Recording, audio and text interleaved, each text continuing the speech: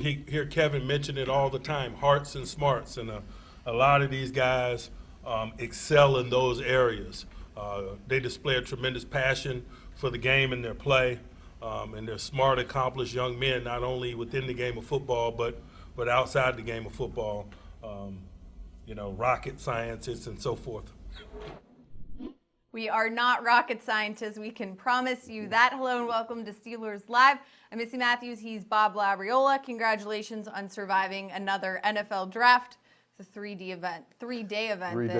It has become. Multiple hours, quite the television extravaganza. I have to admit that from what I saw on television about the venue, they packed it in, yeah. Yes, they did. A lot of people showed up. These people really seemed to be into it. All 3 days worth. Kudos to Philadelphia, I guess. From what I understand, it was quite the event. All right, the Steelers had 8 draft picks. We're going to go over the first 4, and they came over a 2-day period due to a compensatory pick in the third.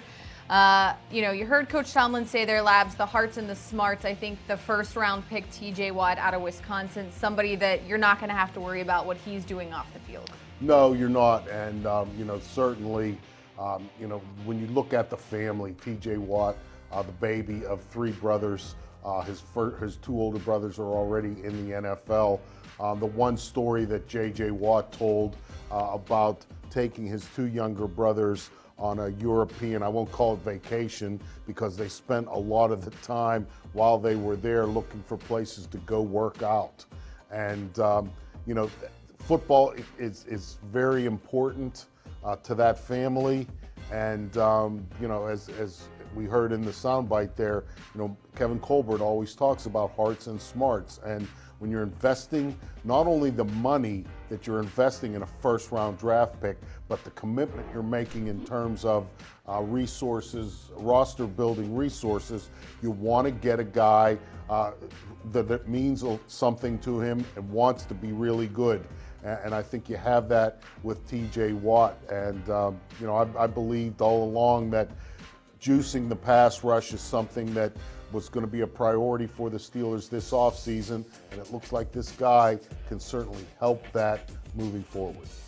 James Harrison turning 39 today. So many people, I'm sure, have been asking you and asked and answered, where do you envision T.J. Watt helping this defense? Is he going to take a starting role? Will he be in sub-package?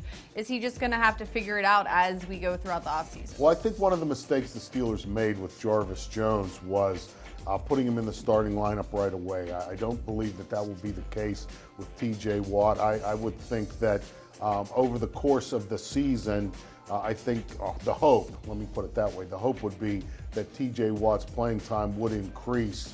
And, you want to see him have an impact on the pass rush totals. To me, last year, James Harrison led the Steelers in sacks. I think it would be an ideal situation if that were not the case. In 2017, you would like to see one of the 2 young guys, T.J. Watt, the rookie, or Bud Dupree, lead the team in sacks, because I think that would indicate a higher team total. And as I said earlier, I really think that was one of the primary missions of this offseason. All right, moving to the second round, the Steelers took wide receiver Juju Smith-Schuster out of USC, the youngest player in this 2017 draft class.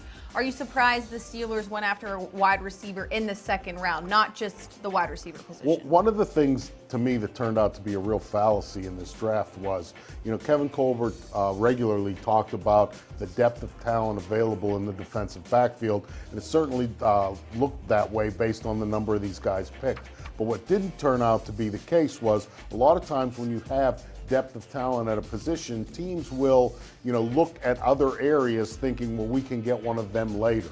But by the time the Steelers made Juju Smith-Schuster the 62nd overall pick of the draft, there had already been 19 defensive backs taken, only 5 wide receivers. So not to say that every team's rankings were the same as the Steelers, but to me that's quite a disparity when you're looking at one position, defensive back, where you're looking at maybe the 20th overall guy, and another position, wide receiver, and no one can ever convince me that the Steelers don't need didn't need to improve their wide receivers this offseason based on just what we saw in the AFC Championship game against New England. So you're looking at quite a disparity there in terms of the talent left. Juju Smith-Schuster was the sixth wide receiver picked. So yeah, it was a little bit of a surprise, but then I think when you look at it a little bit deeper, you see that, to me, the value is picking a position that's still a one of need for your team, but fewer players have been picked. So technically, you should be able to be getting a better player based on the group of talent that was available.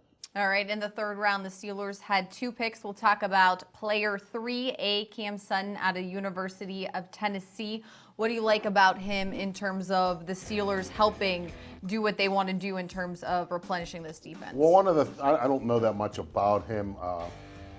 Despite all the SEC football I watched on Saturdays in the fall, I really didn't see a lot of Tennessee, nor did any of the Tennessee players, quite frankly, jump out at me. However, one of the things when you were talking to people about him, this is a guy who can play press man coverage, and I really. The Steelers are looking for that.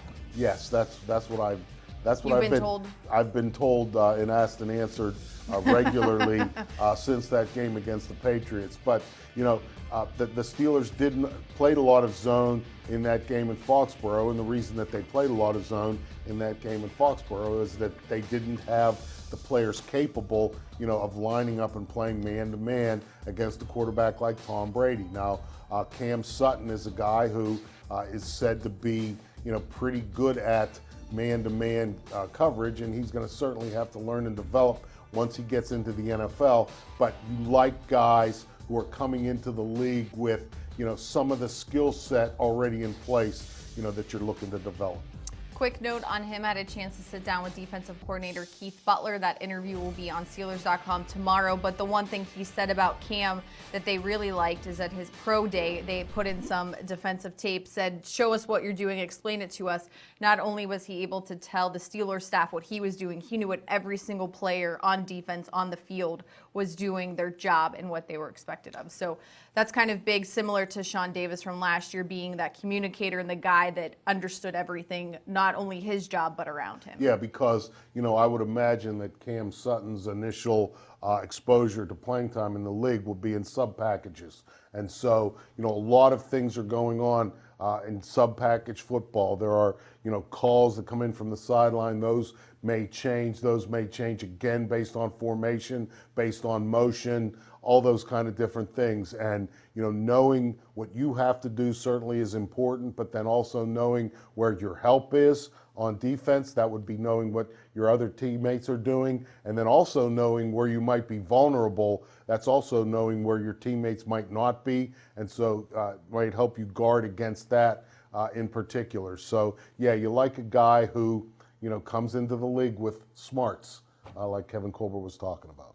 All right, finishing out the third round was Pitt running back James Conner, coming to work at the same facility, just using a different door. Again, one of those positions where you need some depth at running back, Labs. Yeah, definitely, and I think that all along the Steelers were kind of looking to find Le'Veon Bell's backup in this draft. I would imagine that James Conner does have the inside track for that job. The one thing that stuck out to me was, after every pick, here at the UPMC Rooney Sports Complex, the PR department will bring the Steelers assistant coach into the media room whose position the player played who was just picked. And so James Saxon, the running backs coach, came in to talk about James Conner. And one of the things he said was, this is a great story. The beating cancer, and all of that stuff that James Conner has done. But James Saxon made it very clear that this was not a sentimental pick. This guy was not picked because he's a good story. And James Saxon said that he's kind of hoping that some opponents might think that isn't James Conner a nice story right as he's running them over, because this guy is physical. He attacks defenses. And one of the other things that this guy will contribute right away is on special teams. He will get after it in kick coverage, and that's also something the Steelers definitely can use. All right, we're going to take a quick break. Up next, we'll talk about the Steelers' other 4 draft picks plus some roster moves to go over.